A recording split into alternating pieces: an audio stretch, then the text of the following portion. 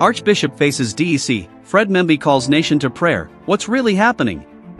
Monday could be a turning point in Zambian politics. Fred Membe, one of the nation's most outspoken journalists, has called on all Zambians to pray for our Archbishop and accompany him to the DEC. But why is this moment so critical? What does this mean for the church, the state, and Zambia's political future? In the next few minutes, we break down the events, the stakes, and why this appeal is shaking the nation. Good day, viewers. Welcome to another edition of InspirAfrica Official. I'm Nakash. Well, what a week it's been across the continent.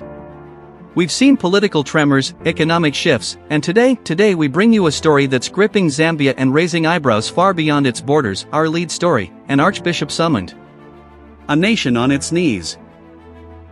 And a socialist firebrand calling for divine intervention. Picture this: the hallowed halls of the Drug Enforcement Commission, an institution built to combat narcotics, to protect the vulnerable from the scourge of addiction, now becomes the setting for an ecclesiastical interrogation. Archbishop Banda, a man of the cloth, a shepherd of souls, finds himself not in his cathedral, not addressing his congregation, but facing questions from law enforcement officials. What could possibly bring a man of God before the DEC? Is this a legitimate investigation into alleged wrongdoing, or something far more sinister? Are we witnessing the criminalization of dissent in Zambia, the weaponization of state institutions against voices that dare to challenge those in power? And when Fred Membe, the veteran journalist, the Socialist Party leader, the thorn in the side of successive governments, when he calls on an entire nation to drop to their knees in prayer, what does that tell us about the gravity of this moment? Is this a test of Zambia's democracy, a crossroads between the rule of law and the abuse of power? What precedent is being set, and what price will the nation pay? Factual foundation, background and timeline. The revelation came to light in the final days of December 2025, sending shockwaves through Zambia's political and religious communities. Archbishop Banda, the leader of the Evangelical Fellowship of Zambia and a prominent voice on social and political issues, received a summons from the Drug Enforcement Commission. The specifics of the allegations remain shrouded in official silence, but the timing has raised significant questions. Archbishop Banda has been increasingly vocal in recent months, criticizing government policies, speaking out on corruption, and advocating for transparency and accountability. His sermons have not shied away from naming names, from calling out what he perceives as injustices perpetuated by those in power. The DEC, established in 2000 to combat drug trafficking and money laundering, has in recent years expanded its investigative reach. Critics argue it has become a tool for political intimidation. Supporters insist it operates independently, following evidence wherever it leads. On December 28, news broke that the Archbishop had been formally summoned for questioning. The stated reason? Allegations that remain officially vague, possible connections to financial improprieties, though no formal charges have been filed. Within hours, the story exploded across social media. By the evening of December 29, Fred Membe had issued his statement, a clarion call that reverberated through churches, opposition circles, and civil society organizations nationwide.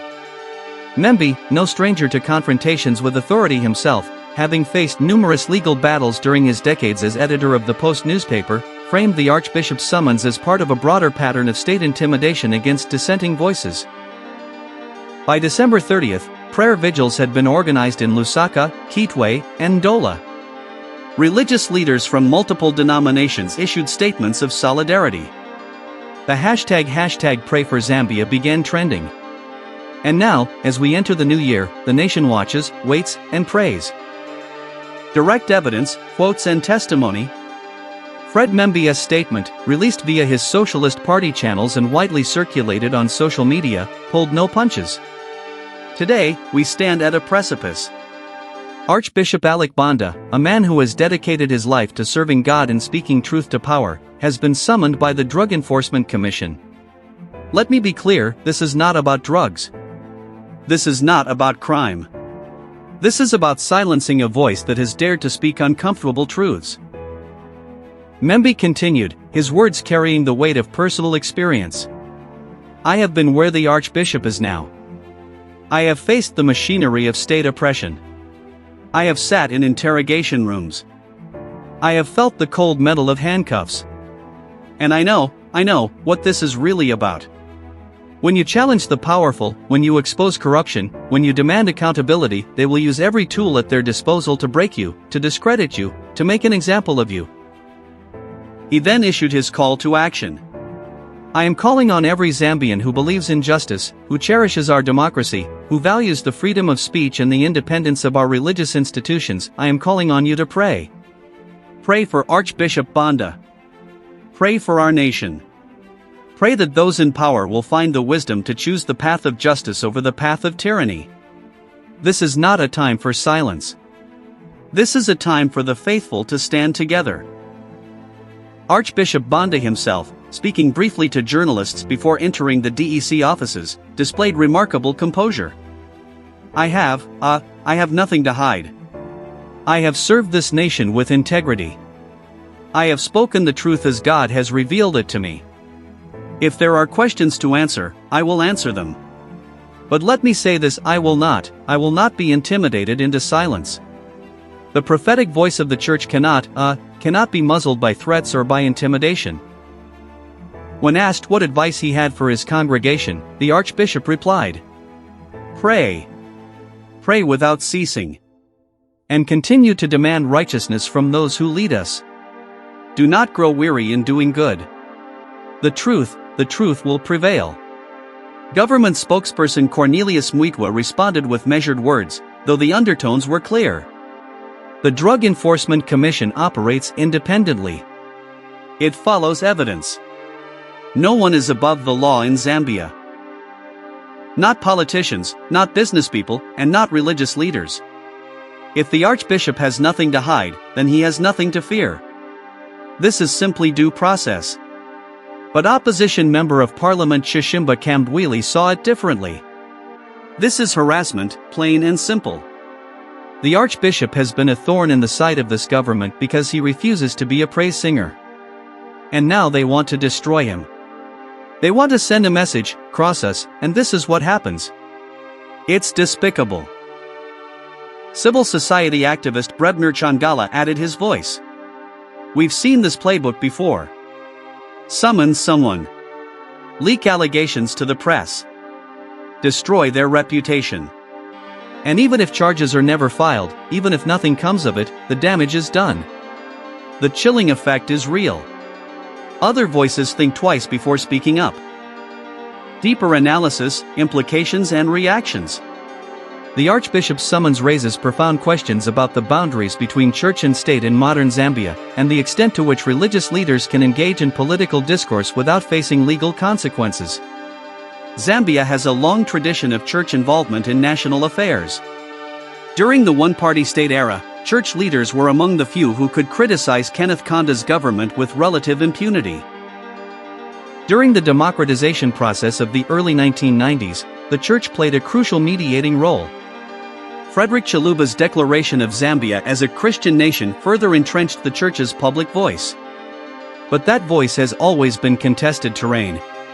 When does legitimate criticism cross into partisan politics? When does speaking truth to power become interference in governance? Legal analysts point out that the DEC's mandate is specific drug enforcement and money laundering. For the Archbishop to be summoned, there must be some allegation connecting him to financial crimes. But no specific charges have been made public. No evidence has been presented. This opacity fuels suspicion. Professor Munandulo, a constitutional law expert, notes, due process requires transparency. If there are legitimate concerns about financial impropriety, then state those concerns clearly, present the evidence, and let the legal process unfold. What we're seeing instead appears to be an investigation in search of a crime, and that's troubling. The political dimensions cannot be ignored. The ruling United Party for National Development, UPND, came to power in 2021 promising a new era of democratic governance, respect for human rights, and zero tolerance for corruption. President Hakainde Hichilema himself spent months in prison under the previous government on what many considered politically motivated charges. Yet now, critics argue, the UPND is using similar tactics against its opponents. The Archbishop, while not formally aligned with any political party, has been critical of certain UPND policies, particularly around economic management and the handling of social welfare programs. Zambia's Socialist Party, perpetually on the margins of Zambian politics but punching above its weight in public discourse, sees this as an opportunity to rally opposition to the government. The call to prayer is both spiritual and strategic, a way to mobilize religious communities, to frame the issue in moral rather than merely political terms. International observers are watching closely. Zambia has been held up as a model of peaceful democratic transitions in Africa. The 2021 election that brought the UPND to power was largely free and fair. But democracy is not just about elections. It's about the space between elections, the protection of dissenting voices, the independence of institutions. The Catholic Church, the Council of Churches, and other religious bodies have issued carefully worded statements expressing concern about the summons while stopping short of direct confrontation with the government. This reflects the delicate position religious institutions occupy, wanting to support one of their own, but not wanting to appear to be choosing political sides. And what of the allegations themselves? Until the DEC makes its case public, speculation fills the void. Some suggest the Archbishop may have been involved with organizations that received foreign funding, raising questions about money laundering laws. Others point to his association with activists who have faced their own legal troubles. Still others believe there is nothing substantive at all, that this is pure intimidation. The danger is that the process itself becomes the punishment. Even if the Archbishop is never charged, even if he is cleared of all wrongdoing, the stain of investigation lingers. Donors think twice. Supporters grow cautious. The prophetic voice is muted not by law, but by fear. Thank you for watching this edition of InspirAfrica Official. This is a story that will continue to unfold in the coming days and weeks. As Archbishop Banda answers questions, as Fred Membia's call to prayer resonates through churches and homes across Zambia, and as the government navigates the political and moral complexities of this moment, we will be here, bringing you the latest developments. What do you think? Is this a legitimate investigation, or a dangerous overreach of state power? Should religious leaders be free to engage in political criticism without fear of legal consequences? And what does this moment reveal about the health of Zambia's democracy? Drop your thoughts in the comments below. Share this video with others who need to understand what's happening. And subscribe to InspirAfrica Official so you don't miss our continued coverage of this critical story. I'm Nakash, and I'll be back tomorrow with more news, more analysis, and more stories that matter from across the continent. Until then, stay informed, stay engaged, and stay inspired.